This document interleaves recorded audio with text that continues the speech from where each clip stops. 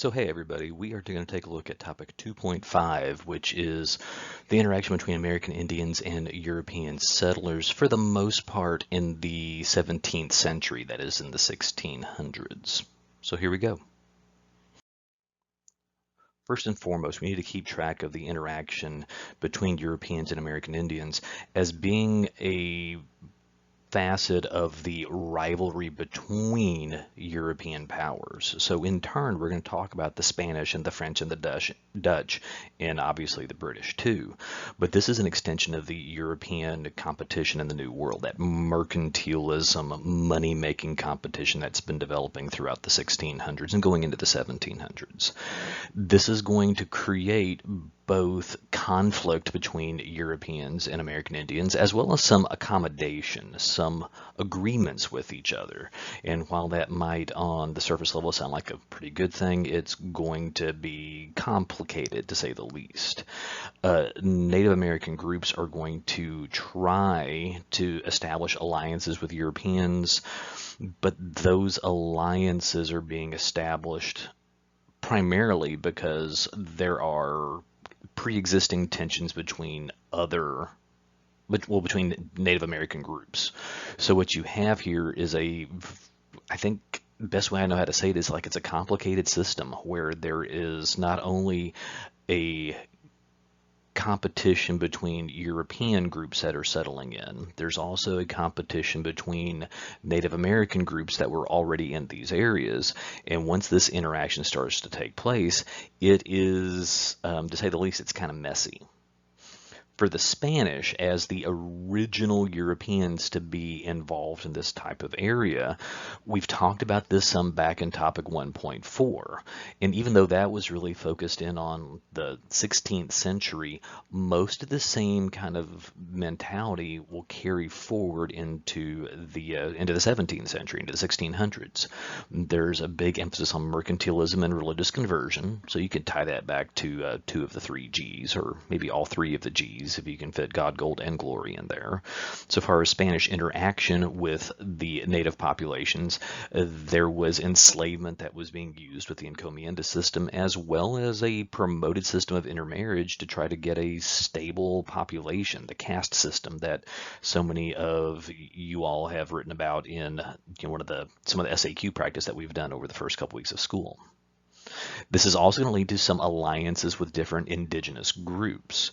This is being done to divide indigenous populations against each other to try to weaken any kind of an organized resistance that's there. And this is also being done to consolidate the position of the Spanish in all of this.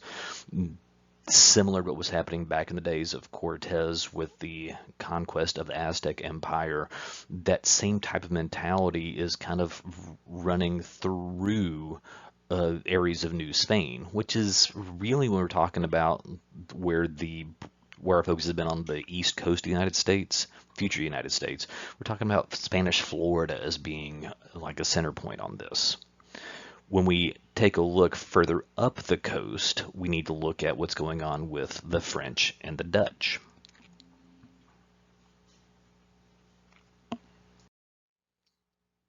So remember, for the French, we're talking in this area along the St. Lawrence River, along the modern borderline between the United States and Canada. And in these areas, we've talked about this some before, there's a real emphasis from the French to increase their trading empire, especially with the fur trade. So this means that they are bringing over a smaller colonial population, and there is a sense where they want to establish some collaboration and cooperation between French settlers and native populations in that area in the Northeast. This means a concerted effort towards diplomacy and interaction and cultural diffusion. There is still definitely some animosity and conflict that takes place here, but as a matter of policy, this is pretty small scale interaction, and this is more about like a French trade presence than it is a territorial ownership presence. The same can be said for the Dutch when we're talking about things in the areas around New York, New Amsterdam, up to Fort Orange, like you can see on the map here. Their settlement impact is even smaller in scale than what you get from the French, and they're driven by commerce. So one more time, establishing trade relations with Native Americans was a real priority, which is not the same thing as what you see with the Spanish, because this is not about territorial acquisition at all. This is about trying to make some money to bring home to the mother country.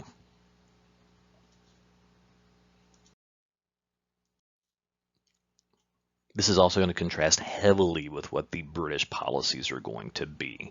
The British policies, their priorities are territorial acquisition and expansion and redevelopment of land.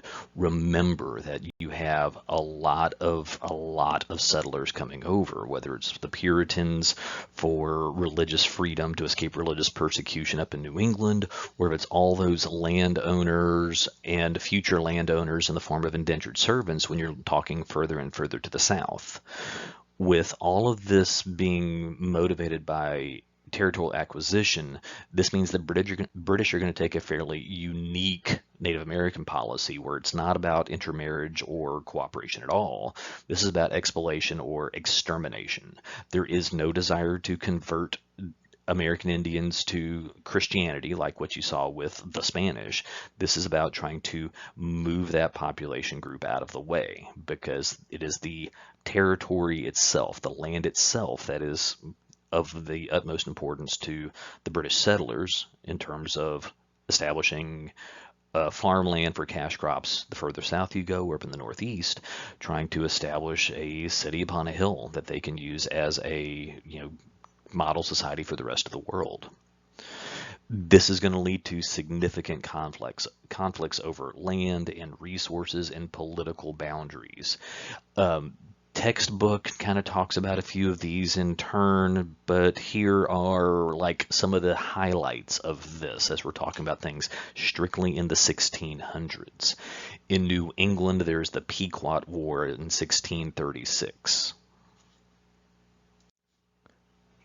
This is over territorial expansion in areas close to the Massachusetts coastline, as very early on in this settlement process for the Puritans, they're trying to acquire more territory. This is going to be kind of notable because the Puritans are going to use whatever means necessary, even if it does mean intentionally spreading smallpox into some of the Pequot settlements in the area.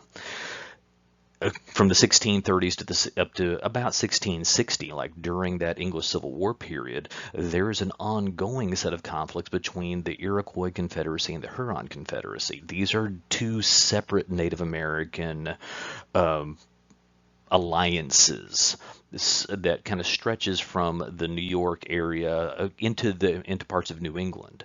This is notable for us because in both of these cases, there's going to be some alliances that the different native groups are going to take with different European settlers. The Hurons are going to use their trade alliances with the French to their advantage, and as a direct consequence of that, the Iroquois are going to establish an alliance with the Dutch and with British settlers that are in the area. And so you can kind of see this element of playing different groups off against each other. In the long run, what this is going to do is just be one of the first steps where you see Native American populations kind of weaken each other as more and more European settlers are coming in. This has an ultimate peak in New England with Metacom's War, also called King Philip's War in the 1670s, which will be one of the last real efforts of resistance from Native American settlements in the New England area, really at all. And then further to the south, as we can talk about on topic 2.6 about Bacon's Rebellion, that's really has its origins over frontier conflicts between ex-indentured servants and American Indian tribes over who was going to have proper access to farmland right there on the edge of where the European settlements were. Going big picture on this, when there are alliances between the British and American Indians, those alliances are largely for convenience sake only. It's not a true sense of allegiance that's there. It is to try to give an advantage over other conflicts that they're involved in. So for the British, this means that they would choose to ally with one group of Native Americans in order to neutralize another group that was seen as being a threat in that area. And what this also means is that there are periods of peace through this where you have an agreement that kind of settles in, everything looks like it's going to be peaceful, and then as population pressures begin to increase and you get more, competition over territory and farmland on the frontier, conflict will start all over again.